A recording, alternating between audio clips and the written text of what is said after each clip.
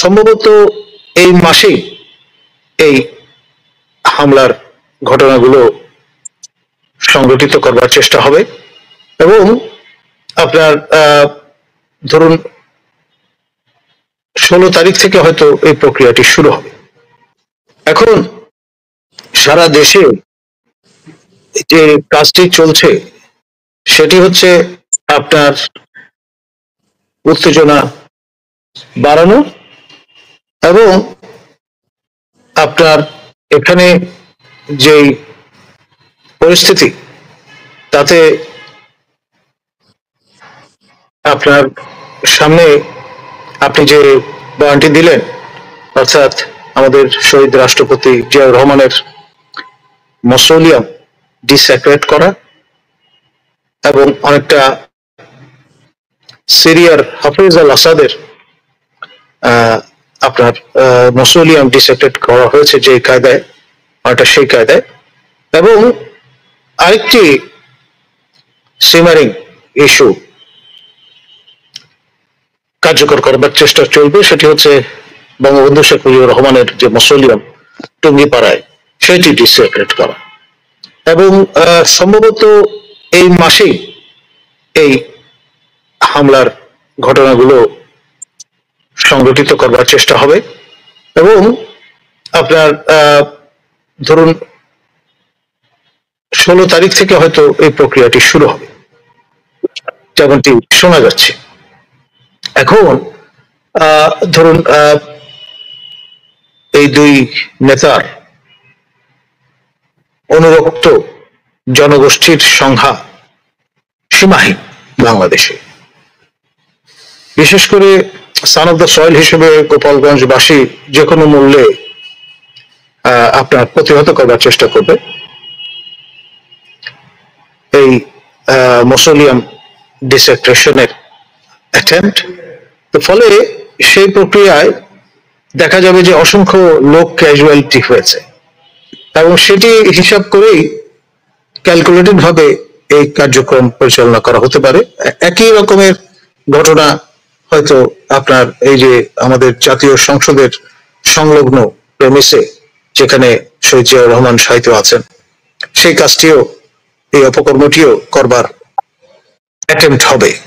তার ফলে আপনার রাজধানীর ভেতরে এবং বাইরে সর্বত্র কিন্তু আপনার অরাজক একটা পরিস্থিতি তৈরি হওয়ার সম্ভাবনা প্রবল এবং সেই অরাজকতার সূত্র ধরে গৃহযুদ্ধ দিয়ে নিপতিত হতে পারে রাষ্ট্র, সেটি আপনার অনুমান করা যায় সহজেই। তো সে কারণে আমাদের অবশ্যই একটা রেড অ্যালার্টের মতো সার্বক্ষণিক খেয়াল খবর রাখাটা কর্তব্য, কারণ এই রাষ্ট্রের আইন শৃঙ্খলা স্থিতি এবং শান্তি আমাদের সকল নাগরিকের জন্য অপরিহার্য শর্ত, সেটি যে কোনো মূল্যে আমাদের আপহোল্ড করতে হবে। আপনার সরকার যখন আপনার ইন রিয়ালিটি কার্যকর করতে না পারে তার অথরিটি, আমি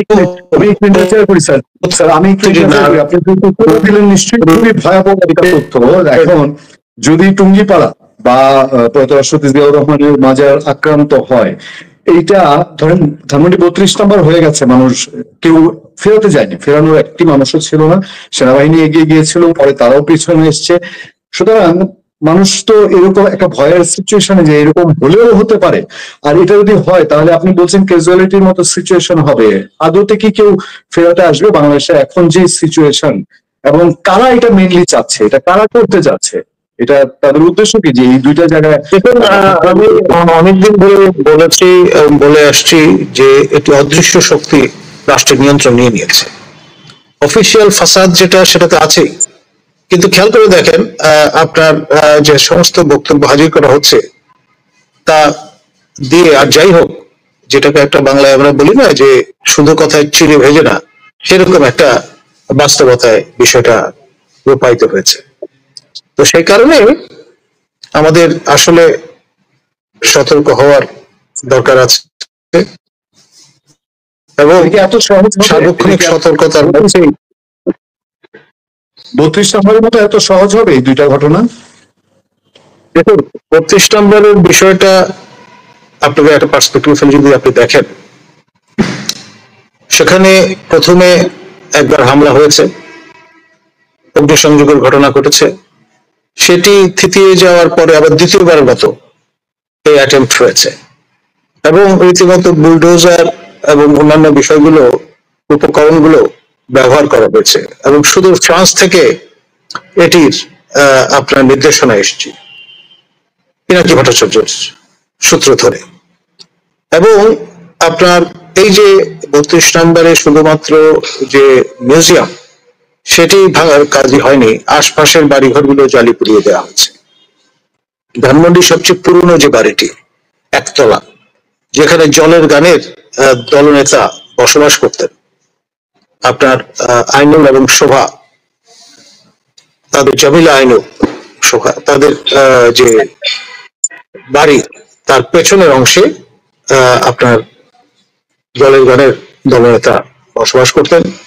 তাদের এক কাপড়ে বাড়ি ছেড়ে চলে যেতে হয়েছে এবং বিষয়টা গুরুত্বপূর্ণ এবং তাৎপর্যপূর্ণ এই কারণে যে ফরাসি প্রেসিডেন্ট ম্যাক্রো এই বাড়িতে এসেছিলেন এবং জলের গানের যে উপকরণগুলো আছে সেগুলো নিজে প্রত্যক্ষ করেছেন এবং তার এই ক্লাউড এর সূত্র ধরে জলের গানের দলনেতা তিনি কিন্তু প্যারিসে গিয়ে উপনীত হয়েছেন এবং রাজনৈতিক আশ্রয় প্রার্থনা করেছেন ফ্রান্স সরকারের।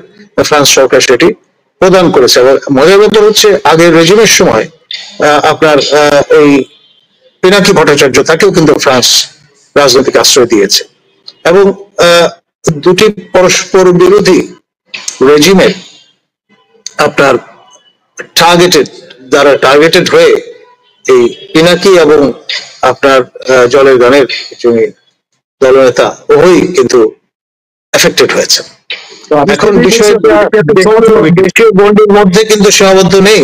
এটি ফ্রান্স হচ্ছে একটি সুপার পাওয়ার, জাতিসংঘের স্থায়ী সদস্য, ভেটো পাওয়ার তাদের আছে এবং তারা নিউক্লিয়ার ক্লাবের মেম্বার।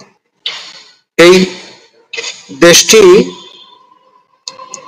আপনার এখন যে সুতো, সেটি সেখান পর্যন্ত বিস্তৃত হয়েছে, এক।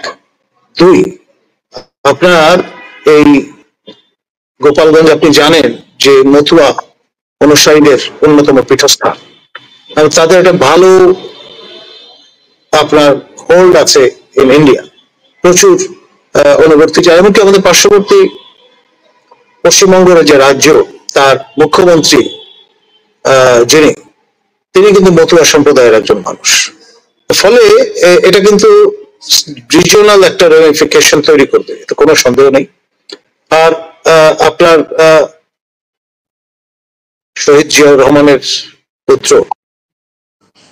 একমাত্র জীবিত পুত্র, যিনি সেকেন্ড ইন কমান্ড বলতে পারেন অফিসিয়ালি বাংলাদেশ জাতীয়তাবাদী দলের, তিনি কিন্তু লন্ডনে বসবাস করছেন। আর লন্ডন আপনি কি কারণে তাৎপর্যপূর্ণ সেটা তো জানেন, তাদের কমন হেরিটেজ আছে আমেরিকার সঙ্গে এবং কমনওয়েলথের হেড রাজা তৃতীয় চার্লস তিনি কিন্তু লন্ডনে বসবাস করেন বাকিংহাম প্যালেসে। ফলে এটা আপনার সারা পৃথিবীতে কিন্তু একটা রিপল তৈরি করবে। আপনার MI6 থেকে শুরু করে FBI, CIA, আপনার আমাদের প্রতিবেশী রাষ্ট্রদ্বয় ভারত এবং পাকিস্তানের যে স্টেট উইদিন স্টেট অ্যাক্টর বিদ্রোহ, RAW এবং ISI, এবং সেই সঙ্গে রাশিয়ান যে XKGB এবং চীনাদের যে MSS, সবাই কিন্তু এর রিপলটা অনুভব করবে। ফলে বিষয়টা কিন্তু স্থানীয় থেকে জাতীয় থেকে আপনার রিজিওনাল একটা ক্রাইসিস এবং সেই থেকে আন্তর্জাতিক একটা ক্রাইসিসের রূপ নিতে পারে। তো সেই জন্য বিষয়গুলো সম্পর্কে সবারই অধিকার আছে আলোচনা করার, পর্যালোচনা করার। এবং যত বেশি লোক আলোচনা করবে তত বেশি পরিমাণে অনুভূত হবে যে একটা ক্রিটিক্যাল মাস তৈরি হয়েছে দেশে। দেশ এভাবে চলতে পারে না।